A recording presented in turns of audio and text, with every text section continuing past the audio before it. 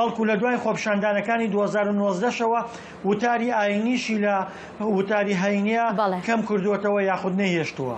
بەڵێ دڵشاد ئەنوەر سپاس. تورکیە پەیوەندیên xwe yên bazirganî bi Rûsya re bihêz dike û guhna de siza û dûrgirtinên Rojavayê li dijî Mosko. Çavdêrên siyasî dibêjin reng e Serokê Tirkiye Recep Tayyip Erdogan pişta xwe bi Rûsya germ bike da ku ji aloziyên aborî derbas be li demê ku ew xebatê ji bo nû hilbijartina xwe sala bê dike. هاریکاریya Rûsyayê bû çêkirina bingehê navokiyê wê li Tirkiyê bû egera wê yekê ku vê dawiyê Mosko 5 milyar dolaran bû Tirkiyê binêre. Hin rapor diyar dikin ku divan çend heftiyên bên de wê 10 milyar dolarên din jî binêre. Hatina vî diravî bû Serokê Tirkiye Recep Tayyip Erdogan pêşkeftineke bû kampênên wî yên hilbijartinên sala 2023 dema ku giranî 8 ji sedî zêde bûye û nirxa lîrê Tirkiye jî daketiye. By helping Russia get around sanctions. Ji bo alîkariya Rûsyayê ku sizayan derbas bike, Tirkiye dikare ferqeke giring ya fatureyên peredayînê bi dest bixe û ew ê ev yek piştgiriya lîreya Tirkî bike, enflasyonê kontrol bike û alîkariya wî bike ku di hilbijartinan de bi ser keve. Ji bo parastina têkeliyên xwe bi Putin re Erdogan red kir cizayên Rojavayên dijî Rûsyayê bicih bike. Di destpêka vê mehê de li bajarê Sûçî her du rêberan li ser pêşvebirina têkeliyên bazirganî û aborî hevdîtin û gotûbêj kirin.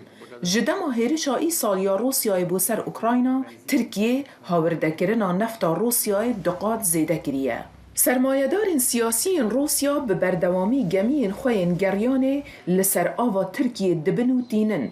Dizanin ku rayedarên Tirkiye hewla desteserkirina wan nadin. Şirovekar dibêjin Erdogan bûye hevalbendekî hêjayê Putin. تورکیا به عملی بوی مرخصکی خورد. در ادبیات اکادمی دا افیک برامانا دولتکیه که آماده هاریکاریا دولتکادی بکه که کتیه بر جزایان بکه مانی جبو سوکرنا جزایان و لوره که روسیا ترکیه به ویرنگی دبینه که دو کاره برای خردکرنا پیوندین آبوری لهم بر کمپانین روش آوایی که جوالا درد کون بکر وره. ترکیه و نتوین یکگردی به دلالی ریکفتنک جبو هناردکرنا دخلودان اوکراینا جبو بازار جیهانی لحف کرنه که بنگه ویل استانبولیه. اردوغان ادعای شانازی به وی پیمانه دکه و دبیجه اف یک بس جبرتیکلین خورد ینوی به پوتین را پیک هات. لی شروعکار هشداری دادن که احتمال تیکلین پوتین به اردوغان را جبر وی یکی بن که پوتین دوید تکنولوژیا روجاوا بو برجمندی و جزاین خواه بکار بینه. او و انقری بخت سر روکی بو تیکدانا پیوندین وی دگل حوالبندین وی ین روجاوایی. To me, the game breaker is high technology. جبومن سرنکفتنا و یاریه تکنولوژیا بهیزه. هکه از باش تگه هشت بم لهر دوارین سیویل و لشکری دا روسیا جی تکنولوژیا بهیز تتا بپارکرن و او یک جی ضرر دیگهین توان و هکه کمپانیین ترکی بو هناردکرنا کلوپلین قدغگیری بهم بکار اینان از بیجم هنارتنا دشتین قدغگیری جارکادن بو روسیای بنریتن او یک دوی یاریه به آزرینید و ترکیه ده بهتا جزا کرن. جبرکو آبوریا ترکیه دروشکی لاواز دیا شروعکار دبیجن و قیرانکی دارایی یا ویرانکر بدیف خواه بیند. هر وصا اردوغان پشتا خواه به پوتن گرم دگه. به هیویا وی یکی کو بازرگانیا دگر روسیای ده آبوریا ترکیه باشتر بگه بری هلبجارتنین سالا بید. راپورتا دورین جونز، هیلین سندی، دنگ امریکا. گلو دوان هاولن باشکرنا پیوندین آبرویدا ترکیه و چه قازانجش روسیا بکه یان روسیا و چاروا کاربا آلیکاریا ترکیه بکه به مرا پانری دنگی امریکا لانکاری ایوب دمیر ایوب تپسیاران بیست منولو بله فرمو دخل راستی نابره ترکیه و روسیه دا انا هم دکارم بیجن کو پیوندیه که نو دست پیدکه جبو کو روسیا هم دواره آبوری دا دخوازه لگر ترکیه هم تشتان درخینه پیش دا آلیه دن دا جی روسیا دخوازه کو پیوندیه ترکیه و سوریه تیخه خطکه نو جبو ویجی هم روسیا یعنی مثلا دا خوراکین کو جی اوکراینیه دا هاتن ترکیه رولکا مزن کرد هم د استانبول جوینه کو چیکرین او هم جی تکنیک کو درخواست بوم پیش ویاج خو شانی ده لدالی دن داجی ام دبینن کو تکلین ترکیه و روسیای دواره هم تشتین دن داجی در کبن پیش واناجی دواره ام کارم بیجن کو لسر روشا سوریه دیسا سرو کمارن ترکیه رجب طایب اردوغان نرین خود دوی والیدا دوباره کر گوت کو امی اپراسیون سوریه چیکن ادالی دن دا تکلیه خوی آبوری لگل روسیه بردوام بکن به تباهی گاوه ام ددن برچاب راستی روشکا وادر کبه پیش باشا رنگي وخطا نو اتو دبيجي لسوريا وتشابا ايكو او دبيجن خطا كنوي هبا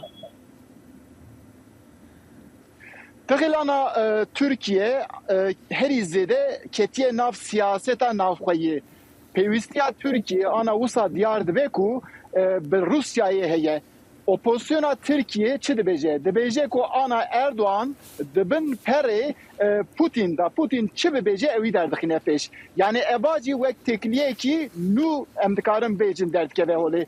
Yani Türkiye hem di warê aboriyê da hem di warê hin tiştên din da jî dixwaze ku wek pêşiya Rusyayê kedî van demên dewda Rusyanekî ketiye nav rewşeka taybet ew şera Ukraynayê Türkiye vê alî da dixwaze xeteka nû ve bike. Dalî din da jî Rusya tê gotin yani li vê derê tê qesekirin jî Rusya dibe ku alîkariya Tirkiye di warê aboriyê da jî bike. Yani hin senaryo hene dibêjin ku mesela çend roj berê dolar bilim bû yani Türkiye bir alî da dîsa Türkiye mesela faiza bankaya daxist evana nakokî derdixînin pêş tê gotin ku Türkiye dibe ku ji alîkarî him ji İranê him jî ji Rusyayê bigire û van tiştan da xeteka nû bide pêşiya xwe. Baş ew alîkarên aborî ku Tirkiye çavrê dike ji Rusya wergire wê çi bin?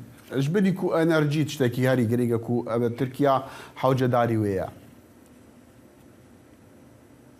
Dexîlana Türkiye li gel welatên Ereba jî tedî hin teklîn nû çêkirin. Vana çi bû? Mesela li gel Katarê li gel Erebistana, Suudî hin teklîn din berdewam dike. Yani viyalî da jî Türkiye dixwaze ku li gel Rusyayê jî hin teklîn xwe di nû da saz bike rastî. Yani pêşiya me de ana hilbijartineke ye. Rewşa qeyrana aboriyê li Tirkiye her ku diçe zêde dibe. Dolar an jî döviz bilind dibe. Yani rewşa gel xirab dibe. Türkiye lazım e ku çareseriyekê bîne. Ji bo wî jî tê gotin ku hem Rusya û hem jî İran dibe ku ji bo desthilatîya Erdoğan dawî nebe divan di vî warî da warê yani ferê germ da alîkarî jî bide. Yani vana wekîna senaryo derdikevin pêş. Lê vê derê tê gotu pêş kirin. Belê. Ayûb Demîr peyamnêrê dengê Amerîka li Enqerê bi me re bû spas. سەرۆکی ئۆکرانیا ڤڵۆدیمیر زێلەنسکی پیرۆزبایی لە فڕۆکەوانەکانی هێزی ئاسمانی ئۆکرانیا کرد و سوپاسی کردن بۆ خزمەتەکانیان. زێلەنسکی لە گوتاری شەوانەیدا گوتی هێزی ئاسمانی ئۆکرانیا لە یەکەم ڕۆژی داگیرکاریەکەوە ئێمەیان پاراستووە و هێشتا ئەرکی خۆیان بە شانیازیەوە بەجێدەگەیەنن. زێلەنسکی گوتی 18 فڕۆکەوان خەڵات کراون و نازناوی قارەمانی ئۆکرانیایان پێبەخشراوە. او سروکا کمیسیون اوروپی اورسلا واندرلاین گوت کو بدکار نخودی گوتنا داویه د شر اوکراینیا دا خانم الین جبو جواکا کریستیانن تایزل روشلاتی فرانسا دا آخفت گوت اگر روسیا شر راوستینا او شر لو اوکراینیا نامینه لی اگر اوکراینیا شر راوستینا او توایا اوکراینیا نامینه دو شنبه موسکو کیف جارکا دی هفودو خطابار کرن بۆ بمبارانکردنا دۆروبەرên کارگەها زاپۆریچیا ناڤۆکی و لەژێر داگیرکردنا رووسیەدایە. سرنجا جیهانی کەتیە سەر وێ کارگەهێ ji ber ku مەترسیا ڕوودانە خراپ ئاوێرانکەرە ناڤۆکی هەیە. لەوەتای دەستپێکردنی شەڕی سەپێنراوی رووسیا لە ئۆکرانیا زیاتر لە 100,000 منداڵ لە ئۆکرانیا لەدایک بوون. یەکەم دیمەنی ئەم منداڵانە کاشخانی پەناگاکانی بۆمب بووە و یەکەم دەنگیش دەنگی بۆمب یان زەنگی هۆشداریکردنەوەی بۆمب بووە. پامنێری دەنگی ئەمریکا ئانا چرنیکۆڤا سەردانی نەخۆشخانەی منداڵبوونی کێوی کردووە و ئەم راپۆرتەی ئامادە کردووە. لەوەتای دەستپێکردنی هێرشی رووسیا بۆ سەر ئۆکرانیا تاوەکو ئیستا زیاتر لە 100,000 منداڵ لە ئۆکرانیا لەدایک بوون. ئەوان بڕیارە نەوەی نوێی ئەو وڵاتە بن لە نێوان شەڕێکدا کە هیچ نیشانەیەکی کۆتایی هێنانی پێوە دیار نییە. میکیتا و ئارتەم لە کاتی قورسترین هێرشی رووسیا بۆ سەر کیڤ لەدایک بوون.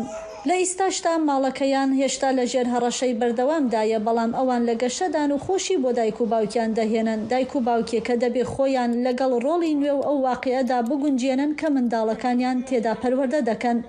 ئەم نەخۆشخانەی لەدایک بوونە لە سەرەتای هێرشی رووسیاوە بۆ سەر ئوکرانیا تاوەکو ئیستا بێوەستان کار دەکات. نەخۆشخانەکە تایبەتمەندە بۆ کۆرپانەی کە پێشوەخت لەدایک دەبن و کارمەندەکانی ئێرە ڕۆژانە ژیانی منداڵانی تازە لەدایک بوو ڕزگار دەکەن. پزیشکان دەڵێن کارەکان لەو دامەزراوەیەدا ئاسایی بووەتەوە. لە مانگی دوودا نەخۆشخانەکە نوقمی قوربانیانی هێرشەکانی سەر پایتەخت و دەوروبەری بوو. دارینا شپیێن و ئێرینا چێریکۆ دوایین ڕۆژەکانی دووگیانی و یەکەم ڕۆژەکانی دایکێتی خۆیان لە پەناگەکاندا بردووەتە سەر. لە 24 مانی دوودا خولەکێک پێش تەقینەوەکە لە خەو هەڵسام. پاشان لە پەنجەرەکەەوە بینیم خەڵق هەڵدێن و هەمویان نامەیان دەنارد کە شەر دەست پێ کردووە. نەمدەتوانی بچینە هیچ شوێنێک. بۆ کێو بڕۆشت بام منداڵەکەم لە کێڵگەیەکدا لەدایک بێت؟ نەخێر نەدەبوو. هەر بۆیش لە ماڵەوە مامەوە. جانتایەکی فریاگوزاریمان هەبوو کە هەمیشە لەگەڵمان بوو. هاوسەرەکەم لێرە پاسەوانی سنتەرەکە و دەوروبەری بوو. ژیانی ئێمە و منداڵەکانی دەپاراست. پزیشکان دەڵێن سەرسام بوون بە بوێری ئەو دایکە گەنجانە. ئێمە پێویستە شانازی بەژنەکانمانەوە بکەین. بەڕاستی سەرسامم بە بەرگەگرتن و شێوازی هەڵسوکەوتیان. ئێستا کە نیو ساڵ بەسەر جەنگەکەدا تێپەڕیوە، ئەم کۆرپانە نزیک بوونەتەوە لە هەڵگرتنی یەکەم هەنگاوەکانیان بەرەو داهاتوێکی نادیار، هەرچەندە بۆ دایک و باوکیان هێشتا پڕن لە هیوا. بۆ ئانا چەرنیکۆفا بەفراوی نووری، دەنگی ئەمریکا، واشنگتۆن. لە پاکستانê کاربەدەستان دوشەمبێ فەرماندا هەزاران خەڵکێ دەڤەرên nêzîkî lehiyên ڕووباران bi seddemê baranên boş heta ku wan deveran ji wan diveran derkevin û vala bikin. Jimara miriyan di wan lehiyan de gihaya hezaran û hêşta nîşanên rawistandina barana jî nîne. Lehiyan çendîn ڕووبارên Xeyber Paxtûn xwa herêmên Çiya û geliyan avahî wêran kirin. Di nav wan de hoteleka 105 jûrî karbedestan got jî avrabûn û lehiyên demsalî ev sal jiyana 33 milyon xelkê Pakistanê şepirzek kiriye. Wan got jî ku hinek ji xelkî wan deveran fermana valakirinê red kirine. Karbedestan got lehiyên ev sal hevber digeliyên par xirabtirîn lehî bûn. Di lehiyên par de 2000 kes mirine û yek ji 5 ji erdê wê binav bû. ڕووبارên Cindî, Swat û Kabûl rabûn berî ku bigehna bajarên Xeyber Paxtûnxwa û ڕووبارê Indus. شەڕ و پێکدارانەکانی نێوان لایەنگرانی حکوومەتە ڕکەبەرەکانی لیبیا بەلانی کەم 23 کەسی تێدا کوژراون و زیان بە 6 نەخۆشخانەی تەرابلوس گەیشتووە. ئەمەش ترسی ئەوەی لێ دەکەوێتەوە کە قەیرانێکی سیاسی دەشێت ببێتە مای ململانەیەکی گەورەی نوێی چەکداری لەوێ. تەقەی چەکی بچووک و تەقینەوە چەند ناوچەیەکی پایتەختی شەوی شەممە هەژاند و تا بەیانی بەردەوام بوو. دووکەڵ بەسەر باڵەخانەکانەوە دەبیندرا، بەڵام پامنێری ئاژانسی فرانس پرێس ڕایگەاندووە پێدەچێت بە وریاییەوە ئارامیەک گەڕابێتەوە. عەبدولحەمید دەبیبە سەرۆکی حکوومەتەکەی تەرابلوس گرتەیەکی ڤیدیۆی خۆی بڵاو کردوتەوە کە لەلایەن پاسەوانەکانەوە گەمارۆدرا و سڵاو لە چەکدارەکانی دەکات کە پشتیوانی لێ دەکەن.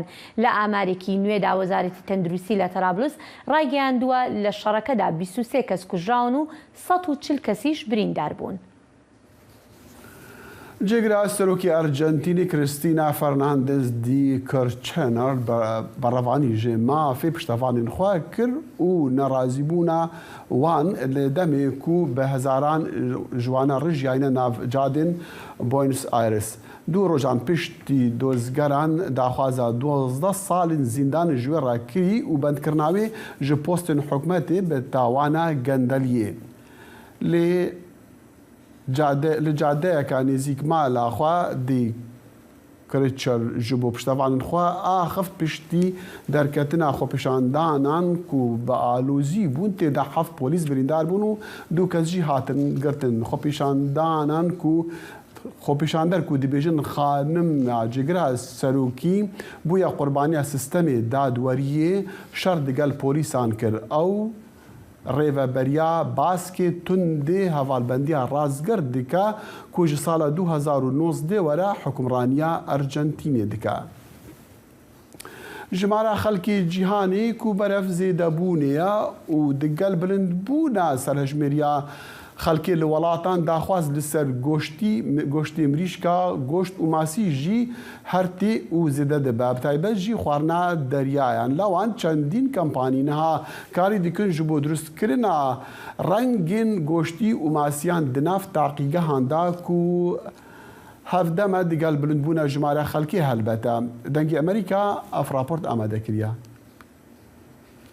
ڕەنگە ئەم ماسیە لە جۆری سامن لە سروشتەوە یان لە کێڵگەی بەخێوکردنی ماسیەوە هێنرابێت بەڵام ئەم ماسیە لە پڕمشتێک لە خانەی ماسی سامن لە تاقیگا بەرەمێنراوە لە ناوەندی واڵتایب لە باکووری کالیفۆرنیا.